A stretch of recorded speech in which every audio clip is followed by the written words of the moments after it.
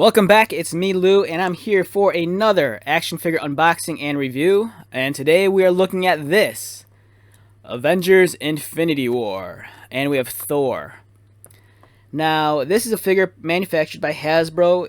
It came out in conjunction with the original Avengers Infinity War movie, which was a couple years ago. That's about 2017, I believe.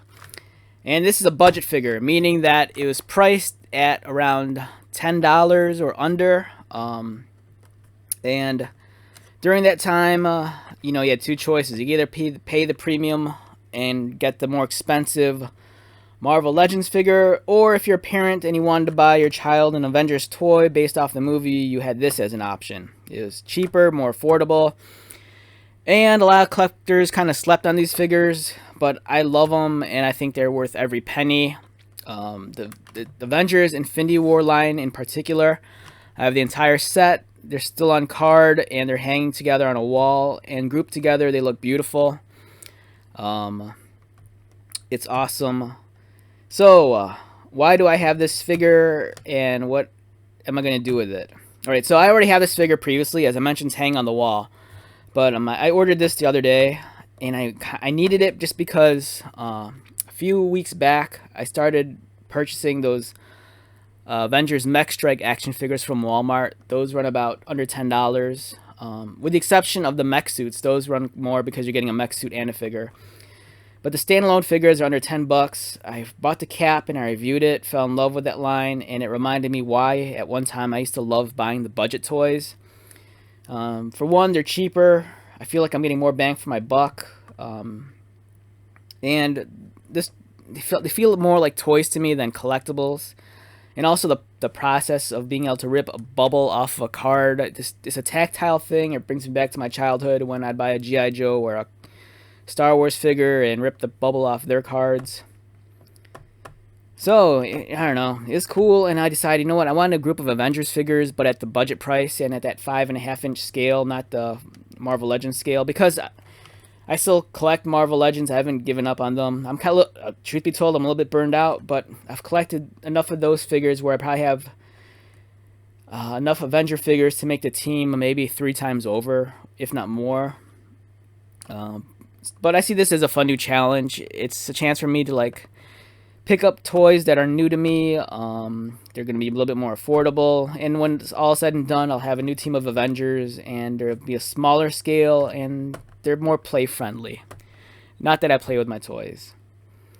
Okay, let's examine this figure. Looking at the package, as I've said many times before, I love this package design. The cards are cut really nice with a die cut shape. You have Thanos in the corner. I love the logo with the warm colors, and against the cool colors of Thanos, there's some nice contrast. There's kind of like an explosion or energy effect behind Thor, and that frames the character beautifully, especially against this plastic window.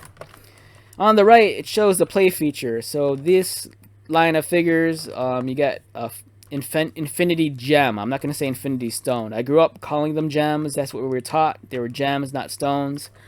For whatever reason, as soon as they brought the character to the big screen, they wanted to make them seem more sophisticated and more cool, so we're going to call them stones. But they're gems. They're Infinity Gems. So what you do is you can plug this gem into this axe and pretend it powers them up. We have some more artwork. We have a photograph of Chris Hemsworth here in the corner. On the back, no bio, just picture of the toy. He's wielding Stormbreaker. And here's some of the other figures in the line. We have Cap, Widow, and Star-Lord. Alright, so I'm going to open up this figure. I've been robbed of my favorite experience of pulling the bubble off the card. I bought this on Amazon from a third-party seller, and it looks like this has seen some better days. And over time, I'm not sure if it's because of where it's stored or the heat, but the plastic's already degrading and the glue is worn off. And when I got in the mail, the bubble just kind of fell off. The glue wore out, and the card's kind of almost perfectly preserved, which is kind of cool. And then we have Thor. Thor, the mighty god of thunder. And examining him in his plastic tray, Uh, my first thought is why.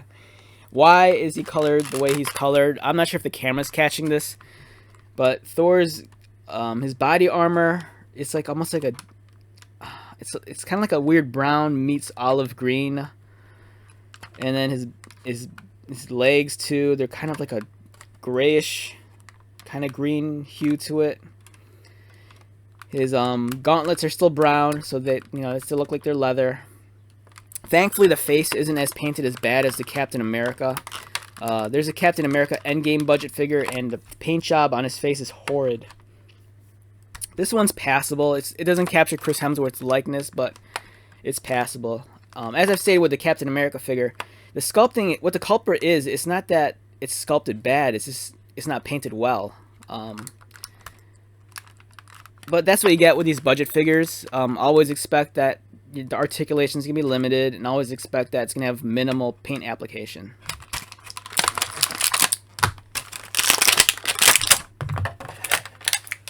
So it comes with an Infinity Gem. It's the blue one. I don't remember which one this is. I'm not sure if it's the Time Stone or whatever the hell. And we have his trusty old Stormbreaker. I'm more of a Mjolnir guy myself. But I do appreciate Stormbreaker because it kind of reminds me of Mjolnir, how it was portrayed in the Ultimates comic book. Slightly different, but it's similar in silhouette. Now, looking at Thor closely, the sculpting is beautiful. Never sleep on the sculpting of these figures. It's always, the sculpting is always gonna be quality. The cuts are nice and deep. Most of the details accounted for. There's a micro texture on his pants, so it just doesn't feel or look like plain plastic.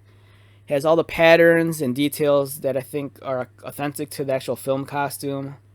They might be off just by a little bit, but does a good job of recreating what it's supposed to. His torso, his body armor, nice harder plastic, nice crisp details. A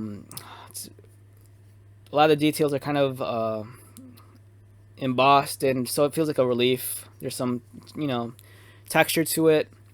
His head sculpt's nice. His hair is sculpted really well. It's just like I said, the only thing that doesn't always work is that the faces. You're not gonna get the best paint jobs on these faces, but it's okay. And for a $9 figure, it does what it's supposed to do.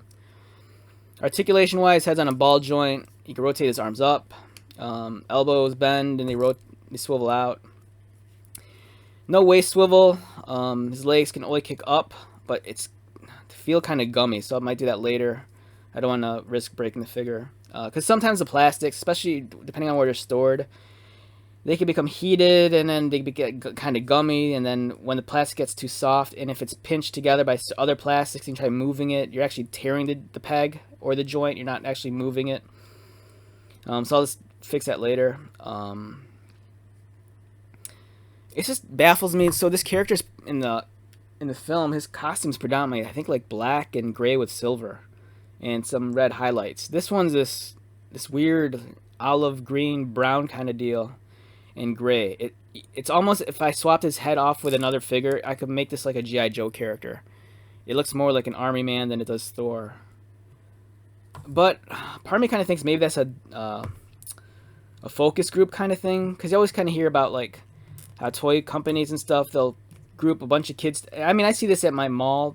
I'm not sure if it's still there, but at my mall there's a couple of offices, and they're dedicated to like focus groups. And what a focus group is, they bring in who they think are general consumers, and they have them rate products, whether these products have been on the shelves yet, or if they're currently on the shelves. So sometimes I think focus groups kind of dictate how what you get with an action figure sometimes. Like, for example, a focus group might say, we can't release this action figure all black. It has no toy value to it, no play appeal. If we color it with brighter colors, and maybe a younger child will be more likely to want to purchase it because it looks more like a plaything. And I mean, I've heard that before, so that could be the case here. Because I think it would have been cheaper just to cast him in black plastic, and for him to actually look more like Thor. But for whatever reason, he's colored very differently than how Thor looks in the movie. But it's weird because the rest of the characters don't suffer from that issue. Cap's still blue, Captain Marvel's still blue and red, Iron Man's still whatever colors he is, but for this guy they felt the need to color him, I don't know, this olive drab and gray.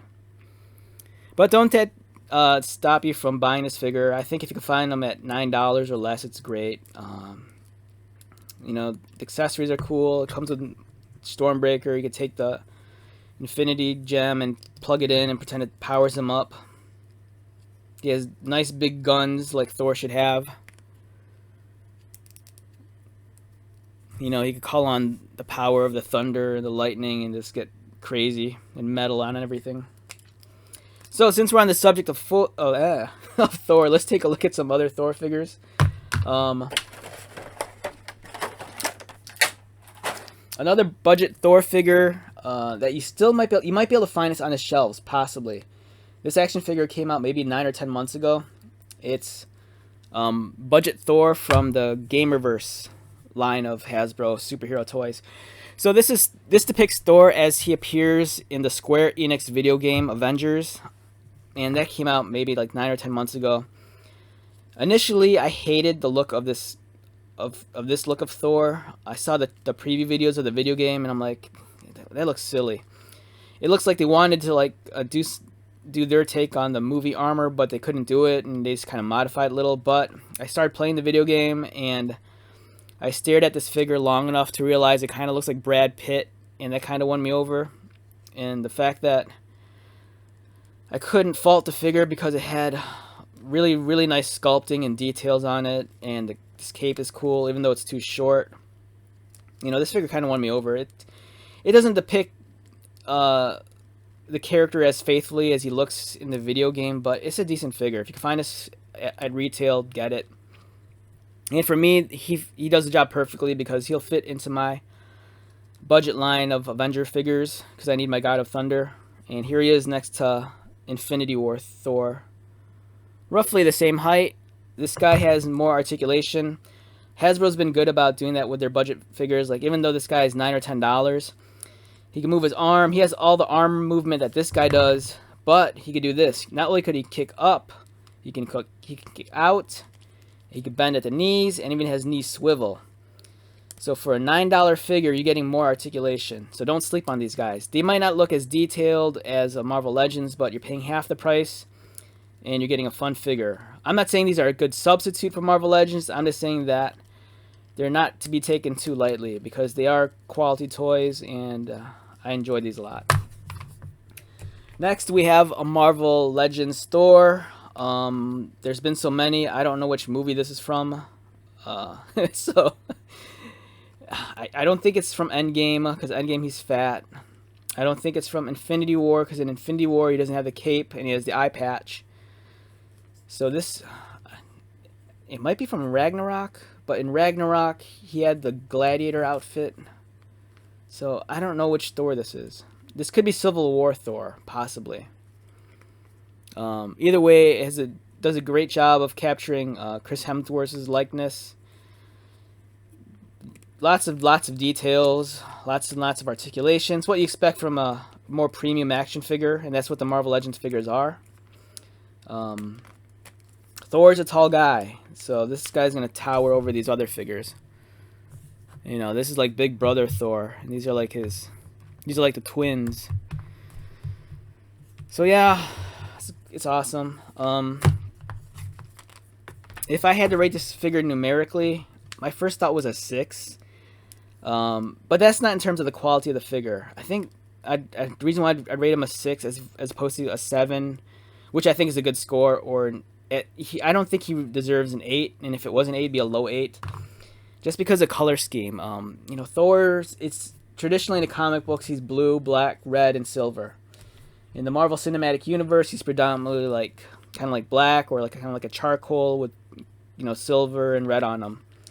I don't know why this guy's like olive drab and kind of like a weird mix of like green and brown meshed together, but it's really throwing me off. It's not fair because the sculpting is really nice on this guy. And then they gave Thor really big guns, whereas on this figure, his arms and his shoulders aren't big enough. It's almost like I wish I could swap arms and give these arms to this guy to like make this guy look more swole. So yeah, this is about a 6, 6.5. I mean, if I had to rate him aesthetically, a 6. If I had to rate him as the quality of an action figure, a 7.5 or a low 8, because it kind of does everything he should do for this price and budget range. But Marvel, it's like I said, Hasbro is kicking it up a notch because with their budget figures, they're allowing for more leg movement. But when this guy came out back in 2017, this is what their budget figures predominantly looked like. Okay, let's wrap this up. So, for me, he's worth the purchase. For you, probably not. I think most collectors are more serious about the Marvel Legends stuff than the budget stuff. I like the Marvel Legends stuff, but I've already completed my set of Marvel Cinematic Universe Avengers like 2 or 3 times over. And I've completed a set of comic book inspired Avengers maybe twice over.